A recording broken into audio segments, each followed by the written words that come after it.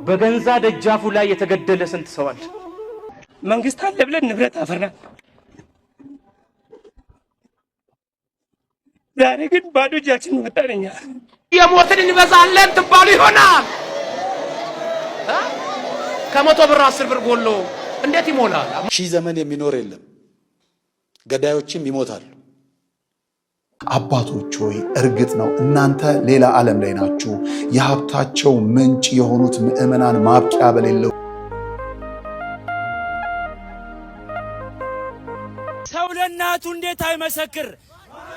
መጽናኛችን ድላችን በጥቅምት ወር 2018 ዓመተ ምህረት ብቻ 25 ኦርቶዶክሳውያን ወገኖቻችን በአርሲ ዞን የደረሰው ጥቃት አስመልክቶ የዞን አስተዳዳሪ አቶ ኢብራሂም ከድር ውሸት ነው ማለታቸውን ተከትሎ ጉዳዩ መነጋገሪያ ሆኗል። ሰላም የተወደዳችሁ የእግዚአብሔር ቤተሰቦች እንዲሁም የመድን ሚዲያ ተከታታዮች እንዴት ናችሁ? እኔ ደህና ነኝ፣ እግዚአብሔር ይመስገን። ለእናንተም በያላችሁበት የዓለም ዳርቻ የእግዚአብሔር ሰላም የእናታችን የቅድስት ድንግል ማርያም አማላጅነት አይለያችሁ አይለኝ። ዛሬም በአዳዲስና ወቅታዊ በሆኑ ጉዳዮች ወደ እናንተ ተመልሼ መጥቻለሁ። በዚህ ሳምንት እንግዲህ እንደምናስታውሰው የኢትዮጵያ ኦርቶዶክስ ተዋሕዶ ቤተክርስቲያን ህዝበ ምዕመንን እንዲሁም ቤተክርስቲያኒቷንም ያስለቀሰ በጣም አሳዛኝና አስከፊ የሆነ በገዳማትና በገዳማውያን ላይ እንዲሁም በተለያዩ ደብሮች አገልጋዮች ላይ ካህኖች ላይ የደረሰውን አደጋ የደረሰውን ግድያ የደረሰውን ቅጣትም እያየን ነበረ። እንደምናስታውሰው በዚህ ዓመት ብዙ ኦርቶዶክሳውያን ማለትም ብዙ ገዳማውያን ከገዳማቸው ወጥተው እንዲለቁ እየተደረጉ እንዲሁም እየተገደሉ እንደሆነ እናስታውሳለን። ማለትም ባለፉት ወራቶች በዝቋላ አዊ ገዳም ላይ የተለያዩ መከራዎችና የተለያዩ ሀዘኖች ደርሰዋል። እንደደረሱም እናስታውሳለን። ብዙ ጊዜ መነጋገሪያ እስከ ብፁዓን አባቶች ወይም ቋሚ ቅዱስ ሲኖዶስ ምልአተ ጉባኤ ድረስ ለመድረስ ብዙ ሰዎች ጥረት እያደረጉ ነበረ። ያ ሁላ መከራ አልፏል። እንደምናስታውሰው በዛኛው ሳምንትም በአሰቡ ስላሴ ገዳም ላይ እንደዚሁ ካህናቶች ከነ ልጆቻቸው ካህናቶች ከነ አገልጋዮቻቸው የታፈኑበትና የተገደሉበት ጊዜም ነበር። የዛ እንግዲህ እንባችን ሳይደርቅ እንባችን ገና ተንጠፍጥፎም ሳያልቅ እንደምናስታውሰው በዚህኛው ሳምንት ደግሞ በአርሲ ሀገር ላይ ባሉ አብያተ ክርስቲያኖች ላይ ኦርቶዶክሳውያን በተለይ አንገታቸው ላይ ማህተም ያደረጉ ሰዎች ላይ ብሔር ሳይመርጡ አማራ፣ ኦሮሞ ሳይባል ክርስትና ሃይማኖትን ብቻ ያነጻጸረ ክርስትና ሃይማኖት ላይ ብቻ ታርጌት ያደረገ ካህናቶች ላይና አገልጋዮች ላይ የግድያ ሁላ እንደተፈጠረ ሰምተናል። ብዙ ከ20 በላይ የሆኑ ኦርቶዶክሳውያንም እንደተገደሉና እንደሞቱ ሰምተናል። ሌሎችም እንደታገቱ እንዲሁም በአካል ጉዳት ላይ ሆነው በየሆስፒታሉ እየተንከራተቱ ያሉ ሰዎችም እንዳሉ ሰምተናል። ይህን እንግዲህ ብፁዓን አባቶች ምን አሉ? እኛ ኦርቶዶክሳውያንም እየጮህን ያለነው እነሱ ገዳዮች ላይ ሳይሆን ብፁዓን አባቶች ላይ። ብፁዓን አባቶች ይህን ነገር ማስተካከል ይችላሉ። ከመንግስት ጋር ያለውን ነገር ተነጋግረው ኮንታክት አድርገው ነገሮችን ወንጀለኞች እንዲታሰሩ ወንጀለኞች እንዲጠፉ በኦርቶዶክሳውያን ላይ ጥፋት ለማወጅ የሚረማመዱ ሰዎችንም መቀጣት ካለባቸው መቀጣት የነሱ ድርሻ መስራት አለባቸው። ይህን ስራ እያሉ እየጮህ ነበረ። ብፁዓን አባቶችም እንግዲህ ቋሚ ቅዱስ ሲኖዶስ ስብሰባ አድርገው ውሳኔ የሰጡበት ጊዜ አለ። ውሳኔ የሰጡበትንም እናያለን። የመግለጫ የወጣ ቪዲዮ አለ። እንግዲህ ያ መግለጫ እውነት በቂ ነው ወይስ አይደለም? ጫፍ ላይ ያሳየኋችሁ ቪዲዮ ሀሳባችን የምንሰጣቸው ቪዲዮዎች ናቸው። በደንብ ሀሳባችን እንሰጣለን ማለት ነው። ጋዜጠኛ መስከረም እንግዲህ ስለ ኢትዮጵያ ኦርቶዶክስ ተዋሕዶ ቤተክርስቲያን ስለተቆረቆረች እሷም የእምነቱ ተከታይ ስለሆነች በፌስቡክ ገጿ ላይ ያሰፈረችው በጣም አሳዛኝ የሆነ ጽሁፍ አለ። እሱንም አብረን የምናይ ነው የሚሆነው። ወደ መጀመሪያው ቪዲዮ ወስዳችኋለሁ። እንደውም በጣም ያስገረመኝና ያስደነቀኝ ቪዲዮ አለ። በአርሲ ሀገር ላይ የወረዳው አስተዳዳሪ የሆኑ ኢብራሂም ነው የሚባሉ እሳቸውም እንግዲህ ግድያው ሐሰት ነው የሚባል ነገር አለ፣ አልተገደሉም፣ ምንም ኦርቶዶክሳውያን የተገደለ የለም እያሉ መግለጫ የሰጡበት አጋጣሚ ያለ ማለት ነው የምናለው። ለመጀመሪያው ቪዲዮ ወስዳችኋለሁ። ከእናንተ የሚጠበቀው ግን ላይክ እና ሼር ሰብስክራይብ በማድረግ ቤተሰብ መሆን ነው። ወደ ቪዲዮ ልውሰዳችሁ። ሰብስክራይብ ለምንድን ነው የማታደርጉት? አሁን ማርኩ። በአርሲ ዞን የደረሰው ጥቃት አስመልክቶ የዞን አስተዳዳሪ አቶ ኢብራሂም ከድር ውሸት ነው ማለታቸውን ተከትሎ ጉዳዩ መነጋገሪያ ሆኗል። ቢቢሲ ያነጋገራቸው የተጎጂ ቤተሰብ አባላትና የቤተ ክርስቲያን ኃላፊዎች ጥቃት የደረሰባቸው ሰዎች በሃይማኖታቸው ምክንያት ኢላማ ተደርገዋል የሚል እምነት አላቸው። በአካባቢው ተደጋጋሚ መሰል ጥቃቶች መፈጸማቸውንም ለዚህ ማሳያነት ይጠቀሳሉ። ከመጀመሪያው ጥቃት በኋላ የጉና ወረዳ ኃላፊ ወደ ቦታው ተጉዘው በታጣቂዎች ላይ የአጸፋ እርምጃ ስለመውሰዳቸው ሪፖርት እንደደረሳቸው አንድ ከፍተኛ የቤተ ክርስቲያን ኃላፊ ለቢቢሲ ተናግሯል።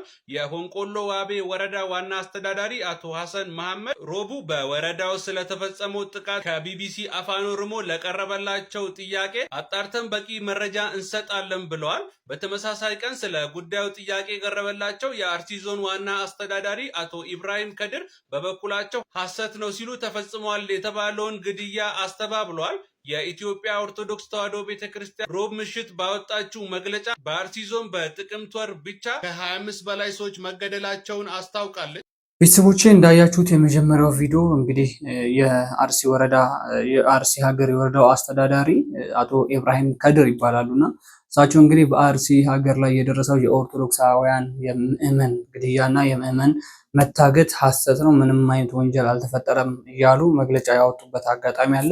ይሄ ትክክለኛ በስብሰባ ላይ ወይንም የሆነ ጉባኤ ይዘው ቃለመጠይቅ ወይንም ስብሰባ ላይ የተናገሩት ነገር ነው እንጂ ከአንዱ ተቆርጦ አንዱ ወይንም ሐሰት ተብሎ የወጣ ነገር አይደለም ይሄ መረጃና። ስለዚህ ሐሰት ነው፣ እኛ ወረዳ ላይ ምንም አይነት ነገር እንደዚህ አይነት ነገር አልተከሰተምም ተከስቶ ማያቅምም እያሉ ነው ያሉት። እኛ ይሄ መረጃ በነገራችን ላይ ከአንድ 2-3 ቪዲዮዎችም አሉ እጆቻችን ላይ ማለት ነው። አርሲ ሀገር ላይ አርሲ በሚኖሩ አብያተ ክርስቲያኖች ላይ እዛ በተተከሉ አብያተ ክርስቲያኖች ላይ ብዙ መከራና ግፍ የመፍረስ አደጋ ሁሉ ላይ እየደረሰባቸው እንደሆነ መረጃዎች አሉ። እንደምናስታውሰው በባለፈው ወር ነው የሆነች አርሲ ዮሐንስ ቤተክርስቲያን ይመስለኛልና ይፍረስና እዛ ላይ የውሃ ታንከር እናስቀምጥ እስከሚሉ ድረስ ምዕመኖች እስከሚሉ ድረስ መናፍቃኖች ቤተክርስቲያንን ጠል ሊሆኑ ይችን ለሀገር ባለውለታ የሆነች ቅድስት ቤተክርስቲያንን ጠል ሊሆኑ ሰዎች የውሃ ታንከር እናስቀምጥ ቤተክርስቲያኑ ይፍረስና እስከሚሉ ድረስ ይሄ እንደውም የወረዳው አስተዳዳሪ ስራ ነው።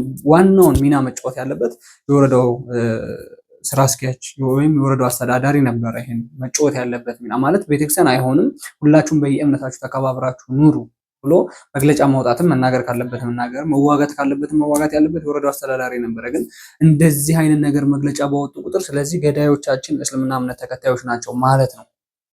እዛ አብያተ ክርስቲያን ላይ ኦርቶዶክሳውያን ወይንም ኦርቶዶክሳውያን ላይ ታርጌት ያደረገ አገልጋዮች ላይ በተለይ ቤተክርስቲያን ውስጥ የሚያገለግሉ ካህናቶች ላይ ቆብ ያጠለቁ ካህናቶች ላይ ቤተክርስቲያን የሾመቻቸው መንጋውን የሚጠብቁ ህዝበ ምዕመኑን ከእሳት የሚያድኑ ነፍሳትን የሚጠብቁ ሰዎች ላይ ህዝበ ምዕመኑ ከኃጢአት ተመልሶ ከክርስቶስ ጋር እንዲገናኝ ንስሐ የሚሰጡ አባቶች ላይ እንደዚህ አይነት ግፍ የተደረገበት አገር ላይ እንደዚህ አይነት መግለጫ የሚወጣ ከሆነ ምንም አይነት ግድያ አልተደረገም የሚባል ከሆነ ከአንድ እስልምና እምነት ተከታይ ላውም አስተዳዳሪ ከሆነ ሰው እንደዚህ አይነት ነገር የምንሰማ ስለሆነ ስለዚህ ገዳዮቻችን የእስልምና እምነት ተከታዮች ናቸው ማለት ነው። ይሄ ማለት ነው የበቀል ስሜት የተሰማቸው ከአሁን በፊት እንደምናስታውሰው በመካነ ሰላም ላይ መስጊድ ውስጥ ገብተው አንገታቸው ላይ ማተም ያደረጉ ኦርቶዶክሳውያን ናቸው እስልምና እምነት ተከታዮችን የገደሉት የሚል ብዙ ነፍ መነጋገሪያ ሆኖ ነበረ።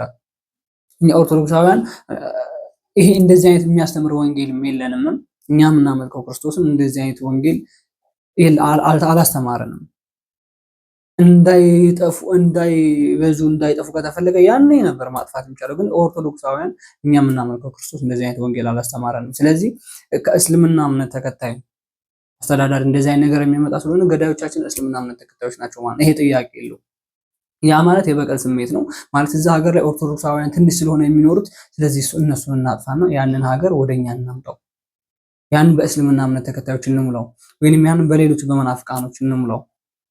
ይሄ ስንት መረጃ የወጣበት ስንት ቪዲዮ እየተላከ ስንት ካህናቶች መስቀላቸውን ህዝብ የሚባርኩበትን ሀገር የሚባርኩበትን ቅዱስ ቅዱስ ብለው የሚጸልዩበትን ታቦተ ሕጉን የሚያወጡበትን መስቀል ይዘው ሰላማዊ ሰልፍ መንገድ ላይ የወጡ ካህኖች ምንም ሳይበደሉ አይደለም እየወጡ ያሉት፣ ሳይጎዱ አይደለም፣ እየታረዱ እየተገደሉ እየተገፉ ስለሆነ ነው። ከነ ልጆቻቸው እየተገደሉ ወይንም ውጡ ከዚህ ቤተክርስቲያን ከዚህ ሀገርም ውጡ ተብሎ እየተገፉ ስለሆነ ነው ሰላማዊ ሰልፍ እየወጡ ያሉት። ስለዚህ የወረዳው አስተዳደር ይሄ ነገር መረጃው ሳይደርሰው ቀርቶ ነው ወይ እሱ ይሄን ነገር የእውነት ደግፎት ነው ወይ ምንም አይነት ግድያ አልተፈጠረም የሚለው የእውነት እዛ ሀገር ላይ ኦርቶዶክስ እንዲጠፋ ይፈልጋል ወይ? እዛ ሀገር ላይ ያለች ኦርቶዶክስ ቤተክርስቲያን ከምታገኘው ገንዘብ ለዛ ለወረዳ የሆነ ነገር እንዲሰራም ልማትም ይሁን ለልማትም አላገዘችም ወይ? አታገዝ። እዛ ያለችው ቤተክርስቲያን ደሃ ቤተክርስቲያን ነች እንበል። ከተማ ውስጥና በየተለያዩ ሀገር ላይ ያሉ ገዳማውያኖች ያሉ አብያተ ክርስቲያኖች በሚያገኙት ገንዘብ ለሀገር አልረዱም ወይ? ለተጎዱ ሰዎች አላገዙም ወይ? ስለዚህ ለኦርቶዶክስ ክፍያ የሚሆናት ውለታ የሚሆናት ይሄ ነው ወይ ነው ጥያቄ። ስለዚህ እስልምና እምነት ተከታዮች ገዳዮቻችን እንደሆኑ አሁን እያወቅን ነው ማለት። ለምን ከአስተዳዳሪው እስልምና እምነት ተከታይ ነው ምንም አይነት ነገር እየተከሰተ አይደለም ብሎ መግለጫ ወጣ። ስለዚህ እና ማን ገደላቸው? ማን ንፋስ አይገደላቸው? ንፋስ አያጠፋቸው፣ ንፋስ ውጡ አይላቸው። ስለዚህ አንዳንድ ቤተክርስቲያን ውስጥም አንዳንድ ሰዎች አሉ እዛ ወይንም አጠፉት ሰዎች። አሁን እዛ ሀገር ላይ ራሱ ያለው ሁለት ሐሳብ ነው። አንዱ የቤተክርስቲያን አባት ሰምታችሁታል፣ እነዛን ሰዎች የገደሉ ታጣቂ ኃይሎች ላይ ሄዶ የአጸፋ እርምጃ ወስዶባቸዋል። ስለዚህ በቅርብ ጊዜ መግለጫ እንሰጣለን ብለዋል። ማን ወሰደባቸው? ማናየ? እነዚህ ሲገደሉ ሲገፉ እየታየ ነው። የእነዛኞቹ ለምንድን ነው ለህዝቡ የማይወጣው? ይፋ የማይወጣው ለምንድን ነው? እንደዚህ አይነት ነገር እየተደረገ ከሆነ ቅጣት እየተቀጡ ከሆነ ኦርቶዶክሳውያን እንደዚህ አይነት ነገር ማድረግ አይወድም፣ መዋጋት አይወድም፣ ፍቅርና ሰላም ነው የሚፈልገው ተብሎ ስለተማረ ያን ነገር ስለሚያምኑ ሌሎች ቤተ እምነቶች ወይም ሌሎች መናፍቃኖች ይህን ነገር ስለሆነ የሚያውቁት ኦርቶዶክስ ላይ ጥፋት፣ ኦርቶዶክስን ማጥፋት፣ ኦርቶዶክስ ምን ታደርጋለች ማለት ነው። ለዚህ ለሀገር ባለውለታ እቺ ሀገር እንድትቆም ያደረገች ኦርቶዶክስ ተዋህዶ ነች። ለፕሮቴስታንት ቢሆን ለማንኛውም እምነት ተከታይ መጽሐፍ ቅዱስ ቀርጻ የሰጠች ፊደል ቀርጻ እንዲማሩ ያደረገች የኦርቶዶክስ ተዋህዶ ቤተክርስቲያን ነች። ስለዚህ ለሷ ውለታ የሚሆነው ይሄ ነው ወይ? እስልምና እምነት ተከታይ የሆናችሁ ሰዎች ከነ ሐጂ ዑመር ተቀዳሚ ሐጂ ዑመር ከዚህ ዓለም በሞት በተለዩት ገና ወር ሳይሞላቸው እነሱ ኑሮ እነሱ ጆሮ ቢሆን የገባው ይሄ ነገር ከዚህ ወረዳ አስተዳዳሪ መግለጫ እነሱ ጆሮ ቢሆን የገባው ይሄ ነገር የነሱ መልስ ምን ይሆን ነበር? እኔ ራሴ ያሰብኩት ነው። እነሱ ያስተማሩን አሉ። ሌሎች ብፁዓን አባቶች ከሚያስተምሩን በላይ እነሱ ያስተማሩን ነገር ውስጣችን ገብቶ ሰርጾ የቀረ ነገር አለ። ሰላምና ፍቅር እንመልከተው። ቀጣይ ቪዲዮ ተይዞ ከሆነ ይሄ ኦርቶዶክሳውያን በአጠቃላይ አልቀው ሌሎችን ለማስገባት ከተፈለገ መሞከር ነው። በተረፈ አሁን የመስዋዕትነት ጊዜ ነው። የመስዋዕትነት ጊዜ ነው። አሁን ቤተክርስቲያን ተፈትና ሺህ ዘመን የሚኖር የለም። ገዳዮችም ይሞታሉ። ገዳዮች ይሞታሉ። የሚቀር የለም። ትላንት ሲገሉ የነበሩ ዛሬ ሞተዋል። በጥቅምት ወር 2018 ዓመተ ምህረት ብቻ 25 ኦርቶዶክሳውያን ወገኖቻችን አገራችንና ምድራችን ብለው በሰላም በተኙበት በድንገት ማንነታቸው ባልታወቀ ታጣቂዎች በአሰቃቂ ሁኔታ እንደተገደሉና ግድያውም ከዕለት ወደ ዕለት እየተባባሰ መሆኑን የምስራቅ አርሲ ሀገረ ስብከት ጽሕፈት ቤት የላከውን ሪፖርት ቋሚ ሲኖዶሱ የተመለከተው በከባድና ጥልቅ የሐዘን ስሜት ነው። በመሆኑም በምስራቅ አርሲ ሀገረ ስብከት እንዲህ አይነቱ አሰቃቂ ድርጊት ሲፈጸም የቆየው በተደጋጋሚ እንደመሆኑ መጠን እንዲህ አይነቱ አስነዋሪ ድርጊት በቅዱሳት መጻሕፍት ሆነ በሰው ልጅ ሰብአዊ መብት ፈጽሞ ተቀባይነት የሌለው በነጻነት የማምለክ ሕገ መንግስታዊ መብትን የሚጋፋ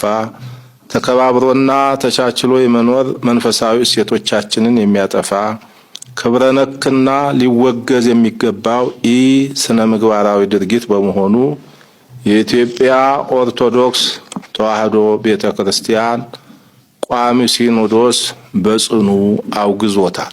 ይህን አስነዋሪ ድርጊት የፈጸሙትን ህገወጥ ግለሰቦች ለህግ በማቅረብ የህግ የበላይነትን ከማረጋገጥ በተጨማሪም በቀጣይ እንዲህ አይነቱ ህገወጥ ተግባር እንዳይደገም አስፈላጊውን የህግ ከለላ በመስጠት ኃላፊነታቸውን እንዲወጡ ቋሚ ሲኖዶስ መንፈሳዊ ጥሪውን ያስተላልፋል።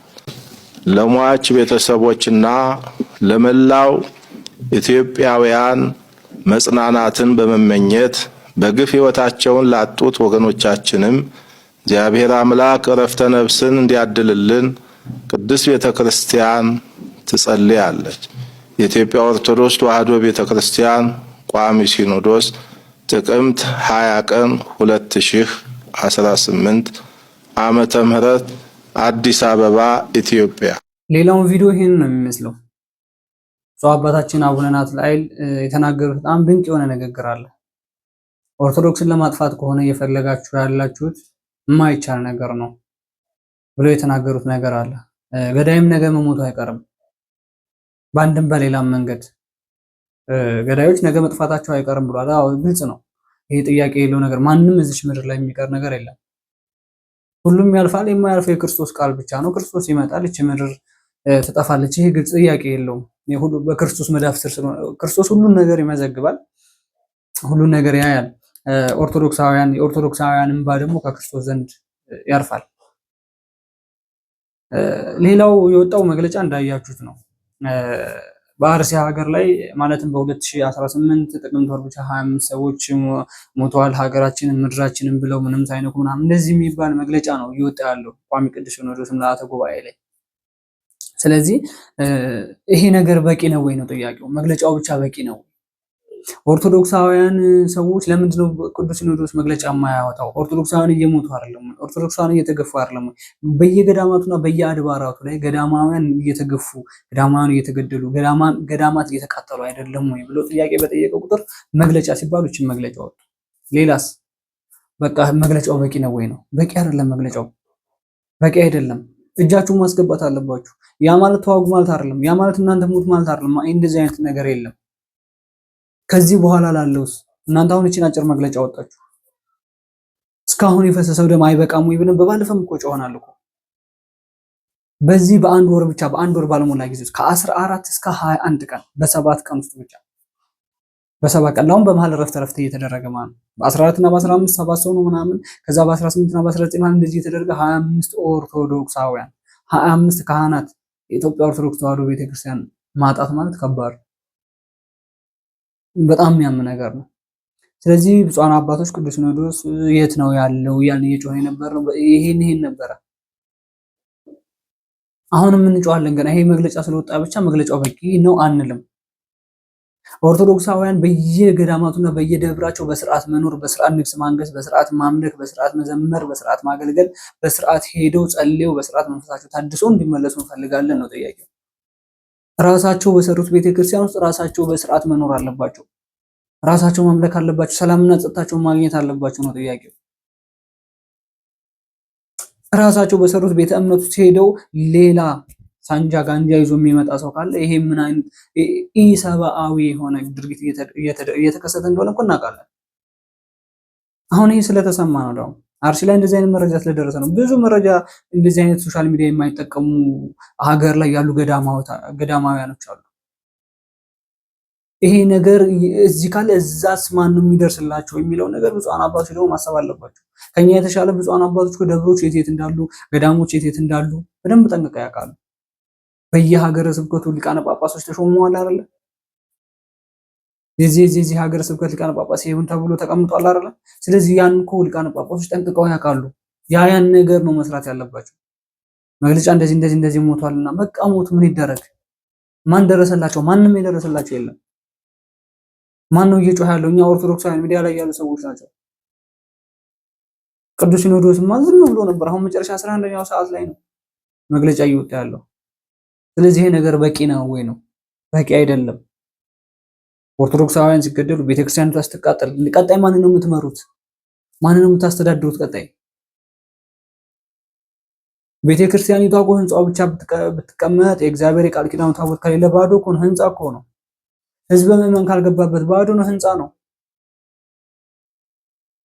ስለዚህ ህዝቡ ከዛ ቤተክርስቲያን እንዳይወጣ፣ ህዝቡ ከዛ ቤተክርስቲያን እየተመለመለ እንዳይሄድ፣ ህዝቡ ከዛ ቤተክርስቲያን ውስጥ እንዳይገደል፣ ደም እንዳይፈስ ማድረግ ያለባቸው የብፁዓን አባቶች ድርሻ ነው።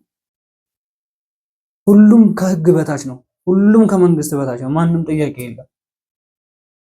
ህግና ደንብ የሚባል ነገር አለ። የዲሞክራሲው ይበቃል። የሰብአዊ መብት ላውም በካህናቶች ላይ ለምንድን ነው ሌሎች ቤተ እምነቶች ላይ እንደዚህ አይነት ጥፋት የማይደርሰው?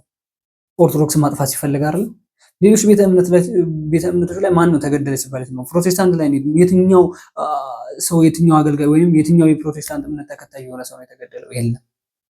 እስልምና እምነት ተከታይ እንሂድ፣ ካቶሊክ ላይ እንሂድ፣ ሌሎች ላይ እንሂድ፣ ማን ነው? የለም።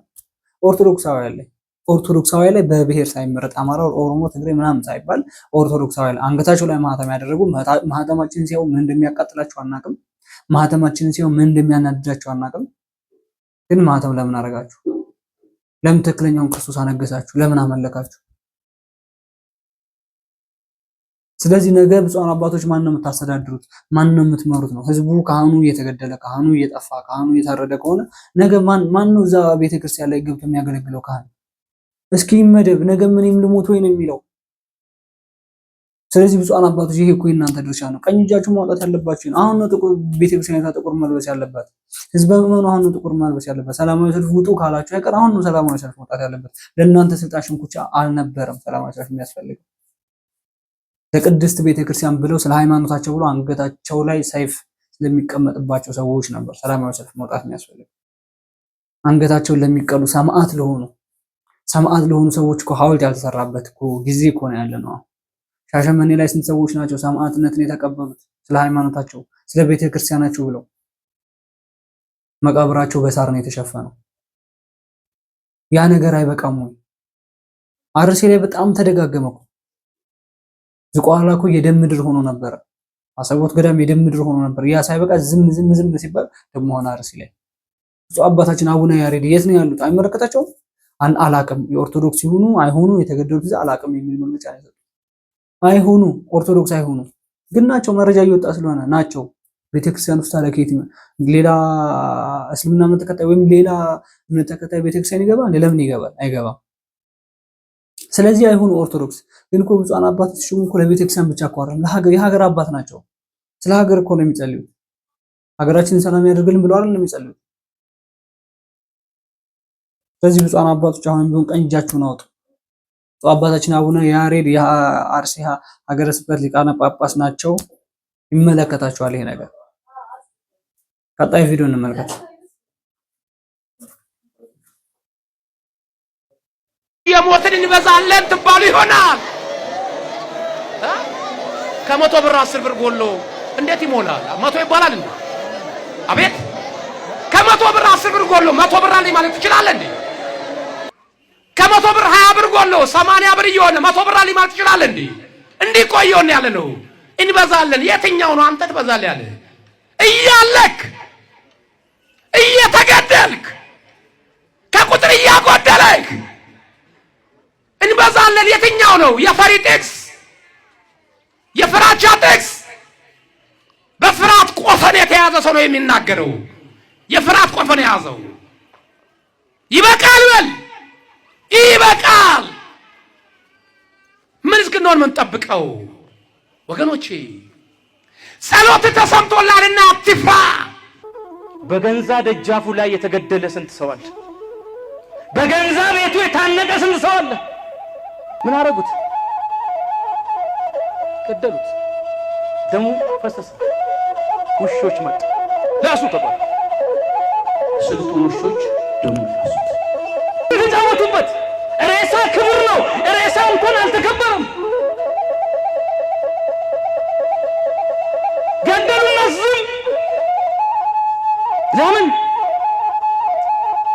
ህጉ ትእዛዙ የግድያ ትእዛዙ ከቤተ መንግስት ነው የወጣው። ያቀናበሩትም የቤተ መንግስት ሰዎች ናቸው። ዳኞቹ የዛው ካድሬዎች ናቸው። ምስክሮቹም እንደዛው ናቸው። የሐሰት ሰነድ ያዘጋጁትም እንደዛው ናቸው። ገዳይ ደብዳቤዎችም እንደዛ ናቸው። ጋዜጠኞቹም ወሬ የሚያናፍሱትም የመንግስት ናቸው። ስለዚህ ወዴት ይኬዳል?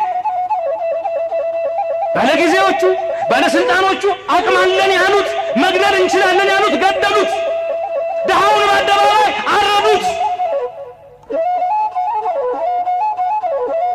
ቤተሰብ እንዲያለቅስ አልተፈቀደም።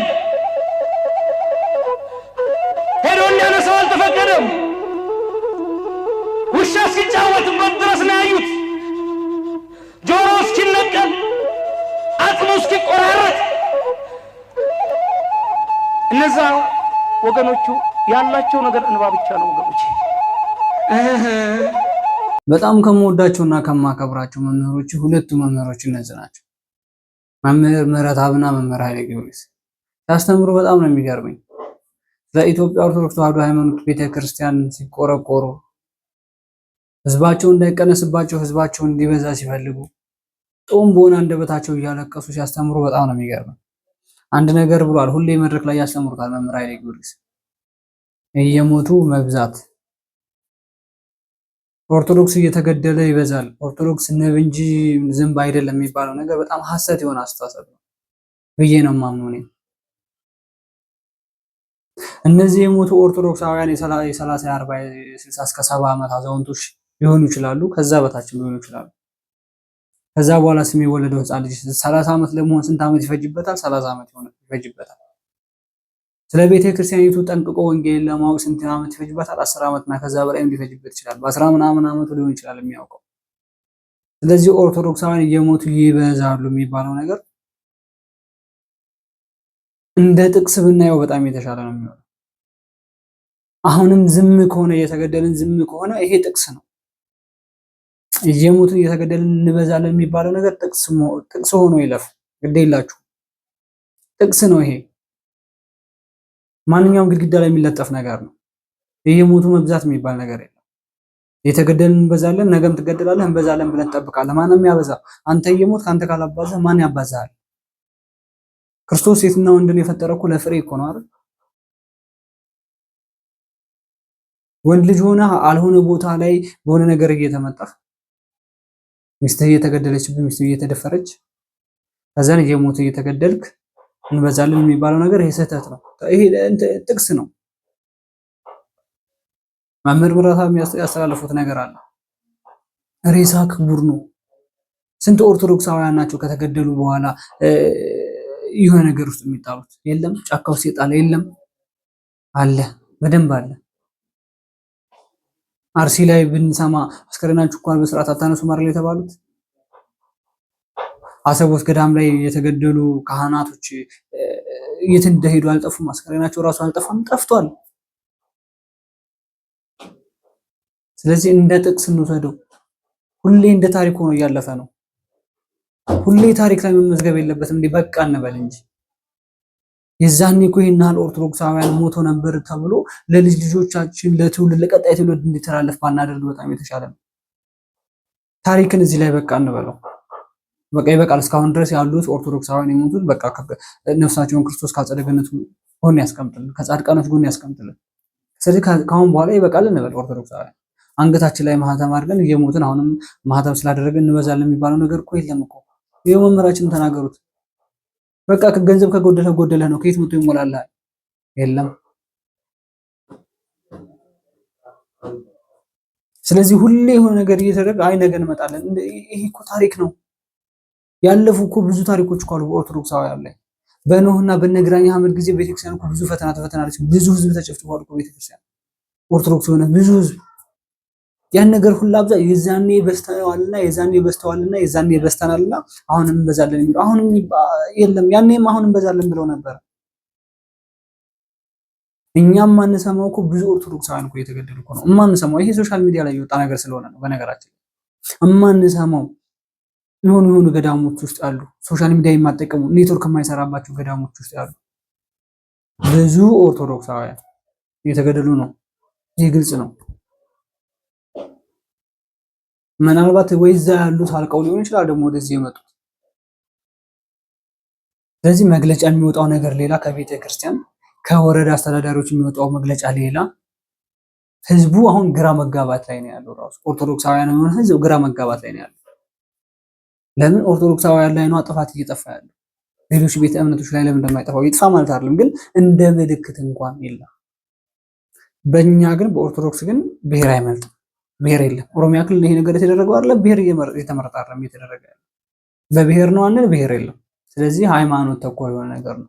ቤተክርስቲያኒቷ እንድትጠፋ ስለሚፈልግ እዛ ያሉ ኦርቶዶክሳውያን እንዲሳሱና ከዛ ሰፈር ለቀው እንዲወጡ ስለሚፈልግ ኦቶና ላይም ብዙ ነገር ደርሷል። አርሲ ላይ ደግሞ በጣም ተደጋገመ።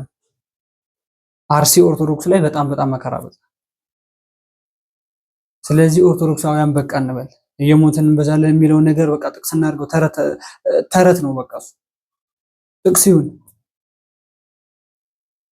አሁን ነገ ከነገ ወዲያ እያንዳንዳችን ቤት ሊገባ ይችላል። ይሄ ግልጽ ነው። አሁን ዝም የምንል ከሆነ ነገ እያንዳንዳችን ቤት ይገባል። ለምን ነው ጥቁር ማን ለብሰው? የስልጣን ሽንኩቻ ጊዜ ብቻ ነው እንደ ጥቁር መልበስ የነበረብን። አሁን አያስፈልግም። ቤተክርስቲያኒቱ አሁን አያስፈልጋችሁም? ካህናቶች፣ መስዋዕት የሆኑ ካህናቶች፣ ሰማዕትነትን የተቀበሉ ካህናቶች አያስፈልጋቸውም? በደንብ አሁን ነው የሚያስፈልጋት። ቤተክርስቲያኒቷም ሆነች ህዝበ ምዕመን ኦርቶዶክስ የሆነ ጥቁር መልበስ የነበረብን አሁን ነው። ግን አሁን 2 ቀን ነው አጀንዳ አድርገን የምናወራው። ይሄን 2 ቀን ነው። ቤተክርስቲያን ውስጥ ቅዱሳን ስዕሎቻችን ሲቀደዱ ዝም፣ ቤተክርስቲያን ስትፈርስ፣ ቤተክርስቲያን ስትቃጠል ዝም። የቤተክርስቲያን እኛ የምናከብራቸው የምንወዳቸው ቅዱሳን ስዕሎቻችን ሚዲያ ላይ ላይቭ ላይ ይወጡ እየጨዋደዱ እየቀደዱ ምን ያንሳሳዩ ዝም። ነገ ይቅርታ ሲጠይቁ እሺ ብለን መቀበል። ማን አመጣ ይሄን? ይሄ አላመዱን። ቀጣይ ቤተክርስቲያን ውስጥ ገብቶ ቤተክርስቲያን ሊያፈርሱ ነው ማለት ይሄ ልምድ ነው። በነገራችን ላይ እያላመዱ ነው እያላመዱ። ስለዚህ አይበቃም ወይ ነው። ከአሁን በኋላ ለሚመጣው ነገር መግለጫ መውጣቱ ብቻ እኮ አይደለም። ከአሁን በኋላ የሚመጣውን ነገር ማነው ዋስትና የሚወስደው? በባለፈም ብለናል። አሁን በቃ ከአሁን በኋላ ኦርቶዶክስ ላይ እንደዚህ አይነት ጥቃት መድረሱ ይቆም ብለው ነበር ንጹሃን አባቶች። ከዛ ተደጋገመ በጣም ሲብስ። አሁን ደግሞ የነሱ መጠቃት ሳይሆን መግለጫ እንዲወጣ ያደረጋቸው ራሱ ኦርቶዶክስ የሆነ ምዕመን፣ ሶሻል ሚዲያ ላይ የሚሰራ ምዕመን ጥያቄውን አቀረበ። ብፁዓን አባቶች ምን ዝምታችሁን ስበሩ ተባሉ። ሁሉም ሰው እየጮኸ ያለው ብፁዓን አባቶች ላይ ለምን ዝም እያሉ ስለሆነ፣ ስለዚህ እቺ መግለጫ ወጡ። ይሄ መግለጫ በቂ አይደለም። ሚዲያዎች፣ ኦርቶዶክስ የሆኑ ሚዲያዎች ቋሚ ቅዱስ ሲኖዶስ ላይ ገብተው ለምንድን ነው መግለጫ የማይሰጡት? ለምንድን ነው እንዲቀርጹ የማይፈቀድላቸው? ለምንድን ነው የተከለከሉት? ከልጆቻችሁ ጋር መስራት ይሻላል ወይስ ከሌሎች ሚዲያዎች ጋር መስራት ይሻላል? ሌሎች ሚዲያዎችን ብናይ በ12 ሰዓት ውስጥ 400 ምናምን ቪው እየታየላቸው፣ ግን ስለ ቅድስት ቤተክርስቲያን ቋሚ ቅዱስ ሲኖዶስ ያደረገውን ስብሰባ ቀርጾ የሚለቅ ስለ ቤተክርስቲያን ግን ቤተክርስቲያን ካህናቶች ላይ የሆነ አደጋ ሲደርስ ግን ምንም አይነት ቪዲዮ አልለቀቁም። ፋናም ኢቢኤስም ማንኛውም ሚዲያ ማንኛውም ቋሚ ቅዱስ ሲኖዶስ ላይ የወጣ ሚዲያ በቤተክርስቲያን ላይ እንደዚህ አይነት መከራና ግፍ መስዋዕትነትን የተቀበሉ ሰዎች ስለነሱ አይመለከተውም። እዛ ላይ ኦርቶዶክስ የለም፣ አንገቱ ላይ ማህተም ያደረገ ሰው የለም። ለምን እንደማይዘግበው ቋሚ ቅዱስ ሲኖዶስ እንደዚህ አለ ብቻ ብሎ እዛ ላይ እንትን ማለት ብቻ ነው። ማህበረ ቅዱሳን ዝምታው ምንድነው? አይመለከተውም። አውርድ ሲባል ማንንም ለምን እንደሚያወርዱት ብፁዓን አባቶች ይሄን ቪዲዮ አውርድ ስለተባለ ብፁዓን እንትን ማህበረ ቅዱሳንም አወረደ። እዛ አርሲ ሀገር ላይ ምንድነው የደረሰው? ስንት ሰው ተገደለ ብሎ አጣርቶ የጫነውን ቪዲዮ ዩቲዩብ ላይ ብፁዕ አባታችን አቡነ ያሬድ አውርዱ ሲሏቸው ማውረድ። ለምን ሌሎች ሚዲያዎች ቋሚ ቅዱስ ሲኖዶስ ስብሰባ ሲያደርጉ ምናምን የሚቀርጹ ሚዲያዎች ለምንድነው ቤተክርስቲያን ላይ እንደዚህ አይነት ተጽዕኖ ሲደርስ እንደዚህ አይነት ግፍ በደል ሲደርስባት ቤተክርስቲያኒቷ ለምንድነው መግለጫ የማያወጡት? ለምንድነው የማይዘግቡት? ስለዚህ ግዴላችሁም ብፁዓን አባቶችን ቋሚ ቅዱስ ሲኖዶስም ከልጆቻችሁ ጋር ስሩ። አንገታቸው ላይ ማህተም ካደረጉ ኦርቶዶክሳውያን ሚዲያ ላይ ያሉ ሰዎች ነፋሉ። እነ ነጋሽ ሚዲያ፣ እነ 21 ሚዲያ፣ እነ ቤዛ ብዙ ሚዲያዎች አሉ። ብዙ ሺህ እይታ ያላቸው ከነሱ ጋር ስሩ። እነሱ ናቸው የሚያዋጡት። ስለ ቤተ ክርስቲያን የማይቆረቆር ሚዲያ ምን ያደርግላቸዋል? ኧረ እባካችሁ። ስለዚህ እባካችሁ ኦርቶዶክሳውያን ጋር ስሩ። አንገታቸው ላይ ማህተም ያደረጉ ኦርቶዶክሳውያን ሚዲያ ላይ ነፍ እይታ ያላቸው ነፍ ሰዎች ስለ ቤተክርስቲያናቸው ስለ ህዝባቸው የሚቆረቆሩ ስለ ማህተማቸው አንገታችንን እንሰጣለን ያሉ ሚዲያ ላይ የሚወጡ ስለ ቤተክርስቲያን ላይ የሆነ መከራና በደል ሲደርስባቸው እያለቀሱ የሚናገሩ አሉ። እነ ዶርቃ ሚዲያ እናያቸው እያለቀሱ ሚዲያ ላይ የሚሰሩ ሰዎች አሉ። ቀጣይ ቪዲዮ እንመልከተው እስኪ።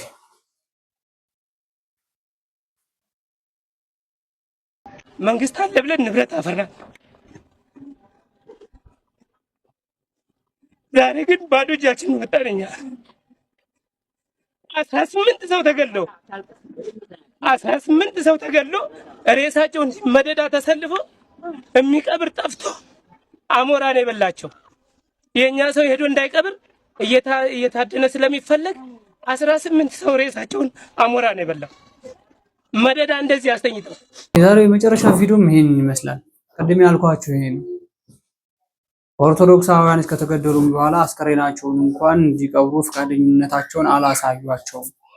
የትም እየተጣሉም ነበረ ብለን ቪዲዮ የሰራውላችሁ ለዚህ ነው።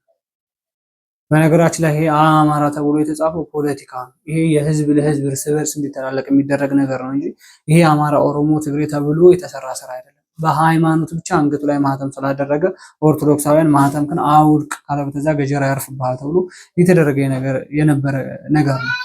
ይሄ የተናገረው ሰውዬ ነው። እኔ ፈልስፌ አይደለም ያመጣሁት፣ ራሱ ሰው የተናገረው ነው። የደረሰበት ሰው በአይኑ ያየ አይን ማኝ የተናገረ ሚዲያ ላይ ወጥቶ የተናገረ ሰው ነው። እንደዚህ አይነት ግፍና እንደዚህ አይነት መከራ ነው ኦርቶዶክስ እያሳለፈ ያለው።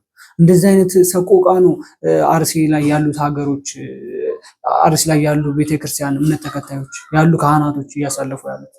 በነ ብፁዕ አቡነ ያሬድ ሀገረ ስብከት ላይ ያሉ ኦርቶዶክሳውያን ያሉ ካህናቶች እንደዚህ አይነት ሰቆቃና እንደዚህ አይነት ግፍ ነው እያሳለፉ ያሉት። ስለዚህ ይሄን ነገር አቤት ወይ እንዴት እንበላቸው እያልን እየጮህን ያለ ነው። ለዛ አሁን እኛ ስለሌላው ቤተ እምነት ወይንም ስለሌላው መናፍቃኖች መጮህ ድክም ብሎን እየጮህንባቸው ያለነው ብፁዓን አባቶች ላይ ናቸው። እጃቸውን ማስገባት ስላለባቸው መጮህ ስላለባቸው የነሱ እንባ የተገዳዮች ደም የተገዳዮች ቤተሰብ እንባ ለብፁዓን አባቶች እንባም ደምም መሆን አለበት። የነሱ ደም እንደፈሰሰ ይቁጠሩት ብለን የምንጮህ ለዛ ነው። ኦርቶዶክሳውያን ደማችን አንድ ነው። ብፁዓን አባቶች በዚህ ጉዳይ ይመለከታቸዋል፣ በደንብ ይመለከታቸዋል። አሁንም ደግሞ ይላሉ በደንብ ይመለከታቸዋል። እዛ ያሉ ሀገሮች እዛ ያለ ደብር ላይ ወይንም እዛ ያለ ሀገር ላይ የተገደሉ ኦርቶዶክሳውያን ይሁኑ አይሁኑ የሚባል ነገር የለም። አንድ ብፁዓን አባት ሲሾም ለቤተክርስቲያን አይደለም ለሀገር አባት ሆኖ እንዲሾም ነው የሚሾመው። ስለ ሀገር ነው የሚጸልየው፣ ስለ ህዝብ ነው የሚጸልየው። ሀገራችን ሰላም ያርግልን፣ ህዝባችን ይባርክልን ብለው ነው የሚጸልዩት። ስለዚህ ይሄ ደም ለእናንተም ደም ሆኖ ይሰማችሁ። ይሄን ባል እናንተም እንባ ሆኖ አይናችሁን ያቃጥላችሁ። አስቡበት። በኔ ወገን ላይ ቢሆን ይሄ ነገር የደረሰው ብላችሁ በራሳችሁ ቤት ውስጥ አስቡ። ቁጭ ብላችሁ የኔ ቤተሰብ ቢሆን የተገደለው የኔ ቤተሰብ ሲሆን ይሄ መከራ ያረፈበት ብላችሁ ብፁዓን አባቶች እንድታስቡ እንፈልጋለን። ቁጭ ብላችሁ ይሄ ሀገረ ስብከት ወይንም እዚህ ደብር ላይ ያለውን እኔ ልምራው ወይም ካሌ ምራው የሚባለው መሿሿም ይደርሳል። ቤተክርስቲያኒቷ የእናንተ ናችሁ። ህዝቡ የራሱን ስራ ነው የሚሰራው። ህዝቡ ሄዶ ማምለክ፣ ሄዶ መጸለይ፣ ሄዶ መሳለም፣ ሄዶ ቤተክርስቲያን መስራት ነው የሱ።